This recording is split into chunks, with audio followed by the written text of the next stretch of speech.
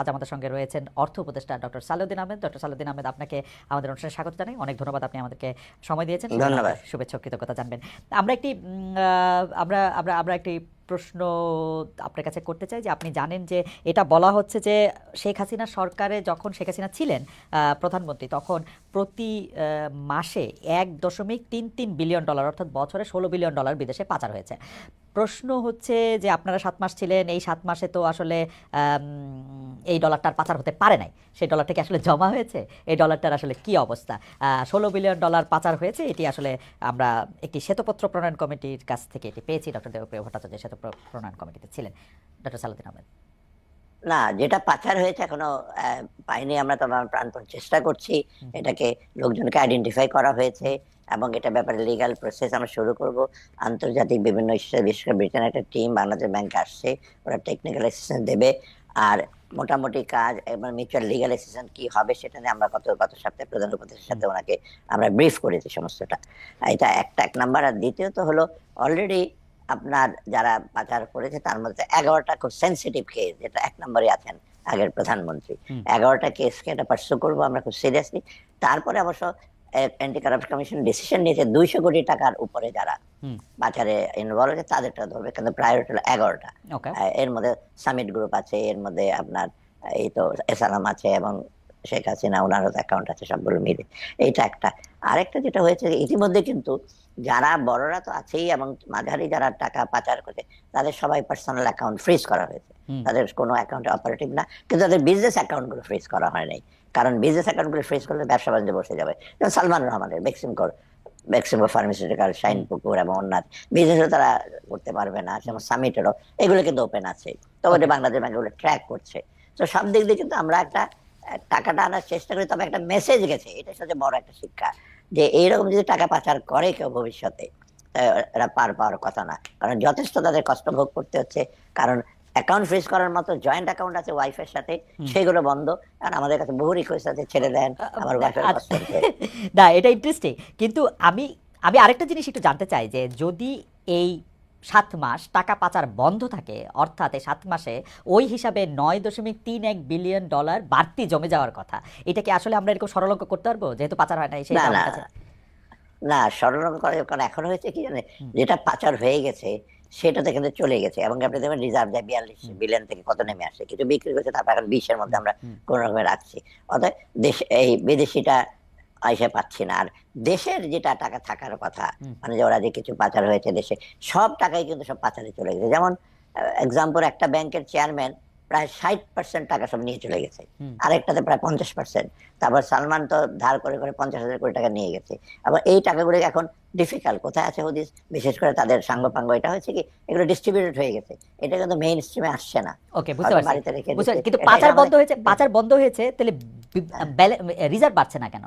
না, রিজার্ভ পাচ্ছে না কারণ পাচার বন্ধ হয়েছে। এখন রিজার্ভ আগে যেটা পাচার হতো, মানে যেটা এডিশনাল, সেই এডিশনাল টাকাটা আগে আলাদা এসে হতো, আগেও যে খুব বেশি যোগ হতো তা না। অতএব তখন থেকে কিন্তু রিজার্ভ আর বাড়েই নাই, রিজার্ভটা মেইনলি বেড়েছে আমাদের দেশে রেমিটেন্স আর এক্সপোর্ট, এই দুটো যেটা আমরা দেখি বিশেষ করে, যেটা কারেন্ট অ্যাকাউন্ট বেড়ে সেখানে বেড়েছে। আর ইনভেস্টমেন্ট যেটা balance of payment financial account, সেটা কিন্তু নেগেটিভ ছিল সব বেশিরভাগ। অর্থাৎ ইনভেস্টমেন্ট হয় নাই, এই টাকাটা যারা বাইরে থাকে এবং এই টাকাটা তো ফাইন্যান্সিয়াল ইস্যুতে আসে নাই মেইন স্ট্রিমে। এটা আপনার, এটাকে আমরা বলি যে সেকেন্ড টিয়ার ইকোনমি চলছে, ব্যবসা বাণিজ্য কিন্তু চলেছে ভেতরে ভেতরে, ওদের ওদের ব্যবসা যেটা আমরা বলি কালো ব্ল্যাক ইকোনমি, ওখানে চলছে। এখন এই টাকাটা তো ব্ল্যাক ইকোনমিটা বন্ধ হয়েছে এবং সেই টাকাটা তো আমরা ট্রেস করা ডিফিকাল্ট হচ্ছে কোথায় চলে গেছে টাকাটা। এই জন্য আপনি দেখবেন ব্যবসা বাণিজ্যের কিন্তু মন্থর গতি আসছে। শুধু ব্যাংকের টাকা দিয়ে তো, ঋণ দিয়ে তো ওই ব্যবসা বাণিজ্য চলতো না, চলতো বেশিরভাগ ওদের ব্ল্যাক ইকোনমি, ওই টাকাটা দিয়ে অনেক ব্যবসা বাণিজ্য চলতো। ওকে, আচ্ছা, হ্যাঁ, গত 15 বছর আর্থিক খাত নিয়ে এরকম ব্ল্যাক ইকোনমির কথা নিয়ে বা নানা ধরনের অভিযোগ রয়েছে। আমরা দেখছি যে সরকার সংবিধানের সংস্কার, নির্বাচনী সংস্কার, রাজনৈতিক সংস্কার নিয়ে যতটা মনোযোগী, আর্থিক খাতের সংস্কার নিয়ে একটা অভিযোগ হচ্ছে সেই পরিমাণ আগ্রহ নাই। এইটা নিয়ে হতাশা প্রকাশ করেছেন আবার শ্বেতপত্র প্রণয়ন কমিটির প্রধান ডক্টর দেবপ্রিয় ভট্টাচার্য। প্রথম আলোকে তিনি বলেছেন প্রধান উপদেষ্টা অধ্যাপক মোহাম্মদ ইউনূস প্রতিবেদনটি গ্রহণ বা ওন করেছেন, কিন্তু তার উপদেষ্টা পরিষদে যারা প্রাসঙ্গিক তারা গ্রহণ করেননি। সবচেয়ে বেশি প্রাসঙ্গিক তো আপনি।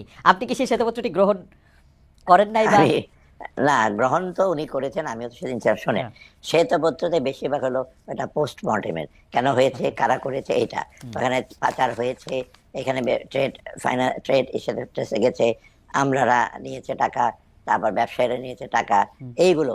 অতএব এখানে একটা অ্যামাউন্ট বলেছে। আর প্রেসক্রিপশনে যেটা, মানে প্রেসক্রিপ্টে যেটা রিকমেন্ডেশন, সেটা থেকে আপনারা টাকা নিয়ে আসেন, আপনারা এসে ট্যাক্স বাড়ান কমান, এইগুলো। অতএব এইগুলো কংক্রিট না যে আমরা যে নেই নেই তা না। কিন্তু এখন এটা অনেকে মনে করছে যে ওনার সাথে কথা বলে সবার সাথে কথা আমরা নেব। পলিসি কিন্তু পাবলিক ভিউজ ওর সাথে নেওয়া যায় না। আমরা নিয়েছি কগনিজেন্সে। এবং অনেক, আমি ফাইন্যান্স মিনিস্টার একটা জিনিস আমি বলি, আমি তো কম কথা বলি, ভেতরে ভেতরে কিন্তু অনেক অ্যাকশন না হচ্ছে। এটারই চিহ্নটা আপনি দেখবেন, এই রোজার মাসে এবার সবচেয়ে স্থিতিশীল। এটা কি হঠাৎ করে চলে আসছে নাকি? তারপর ব্যাংকগুলি মোটর ফিরে আসছে, ইসলামী ব্যাংক যেমন টার্ন অ্যারাউন্ড করছে। অত হচ্ছে ওদেরটা যে নেই না, এটা ঠিক না। ওরা যেটা চেয়েছিল বা মনে মনে চেয়েছিল যারা শহীদ করলাম, ওদেরকে আমি একটা টাস্ক ফোর্স করি। অর্থাৎ আমি বলছি যে টাস্ক ফোর্স তো অলরেডি বাংলাদেশ ব্যাংকের যে গভর্নর, সে টাস্ক ফোর্স হলো এই যে মানি লন্ডারিং ব্যাপার, সেখানে এসএস এর মেম্বার আছে, সবাই আছে, they are doing this job. NBR যে সংস্কারগুলি হচ্ছে, আমরা যেটা করছি, আমরা ফাইন্যান্স মিনিস্টার, এখানে যথেষ্ট এক্সপার্ট আছে আমাদের। আমার ফাইন্যান্স ডিভিশনে 11-12 জন পিএইচডি আছে, additional secretary, who have got practical knowledge, মানে বাজেট ব্যালেন্স কিভাবে হয়। এখন যদি অর্থনীতি তাত্ত্বিক দিক দিয়ে তো আপনি অর্থনীতি পলিসি নিতে পারবেন না। তো অর্থাৎ এটা ওদের একটু, যে আমরা তাদের ডাকি নেই কেন, ডাকি না, কিন্তু ওদের জিনিসটা কগনিজেন্স নেওয়া হচ্ছে। আরেকটা জিনিস, আরেকটা আপনার রিপোর্ট আসছে, সেটা হলো আপনার প্ল্যানিং কমিশন, ডক্টর ফেরদৌসের নেতৃত্বে। ওইটাতে বরং কিছুটা ডিটেল আছে, ওইখানে বরং রিকমেন্ডেশন গুলো খুব বেশ কংক্রিট, প্র্যাগমেটিক। এবং এটা যেহেতু প্ল্যানিং কমিশন করেছে প্রফেসর ওয়াহিদুর মাহমুদের উদ্যোগে, ওইখানে কিন্তু কত করে। অর্থাৎ আমরা দুইটা নিয়েই কিন্তু কয়েকদিন আগে আমি একটা স্ট্র্যাটেজি ডকুমেন্ট করেছি। স্ট্র্যাটেজি ডকুমেন্টটা আমরা চিফ সেক্রেটারি বলতে, আমরা তো এত করছি, কি করবো, এগুলো করে প্রমাণ কি। তাদের আমরা একটা প্রেজেন্টেশন দিচ্ছি, ওখানে ওয়াহিদুর মাহমুদ সবাই ছিল। ওইখানে কিন্তু দুইটার রিকমেন্ডেশন নিয়ে আমরা এই জিনিস করছি, প্লাস আমাদের কাছে কিন্তু তথ্য যেগুলো আছে সেগুলো আমরা নিচ্ছি। একটা জিনিস মনে রাখবে, যে কোর্ট করেছে যে তথ্য শ্বেতপত্রে, সেগুলো কিন্তু দেখো খুব অথেন্টিকেটেড না হলে আমি তো বলতে পারবো না, আই ক্যানট ওন ইট। কিছু কিছু তথ্য আছে সেটা আমার ইসের সাথে মিলে না, বোর্ড অফ স্টেটের ডেটা, বাংলাদেশ ব্যাংকের ডেটা, ট্রেড ডেটা। এখন আমি কি করে বলছি ওরা সঠিক বলেছে? ওরা তো বিভিন্ন জায়গায় স্টাডি করেছে, বিভিন্ন কোর্টে থেকে নিয়েছে। অতএব এইগুলো তো আমি একটু সাবধান হতে হবে। আমরা বলেছি, দেবপ্রিয় সামনে যখন ছিল, আমি দেখেন এখানে প্রেসক্রিপশন কিছু তেমন খুব হালকা, কিন্তু এইগুলো ডেটাগুলো ওন করে আমাকে পলিসিতে নিয়ে যাওয়ার আরো চিন্তা ভাবনা করতে হচ্ছে। অতএব এই অভিযোগটা ঠিক না, অভিযোগ না, তাদের একটু আফসোস আর কি, এবং নিচ্ছে না তা মোটেও না। না, উনার সাক্ষাৎকার পরে আমার কাছে মনে হয়েছে যে সবাই, আমার মনে হয়েছে এটা, মানে উনি যদিও কোনো নাম বলেন নাই, উনি এরকম সংশ্লিষ্ট কথা বলেছেন, তো মনে হয়েছে যে আপনি আসলে খুব বেশি পছন্দ করেন নাই শ্বেতপত্রের বিভিন্ন কিছু, মনে হয়েছে আর কি, সেটা নিয়ে ওনার আমি কি বললাম একটু আগে? না না, জি, আপনি আমার কাছে এবার পরিষ্কার হয়েছে যে প্রেসক্রিপটিভ জিনিস না। ধরেন কেউ যদি আমাকে বলে, মেম্বার বলে ভ্যাট কমিয়ে দেন, ডিরেক্ট ট্যাক্স বাড়ান, অ্যাটলিস্ট বলেন ডিরেক্ট ট্যাক্স কিভাবে বাড়াবো, কোন কোন জায়গায়। আর যদি বলতো যে ডিরেক্ট ট্যাক্স বাড়ান, নতুন ক্ষেত্রতে আপনি ডিরেক্ট ট্যাক্স দেন, ভ্যাট আরো বিভিন্ন জায়গায় যারা ভ্যাট কাভার না সেগুলি যান, ওরা তো প্র্যাকটিক্যাল, যেটা ইনফ্যাক্ট আমার এনবিআর এর লোকজন এবং অন্যরা তো ঠিকই ওরা এগুলি বার করছে।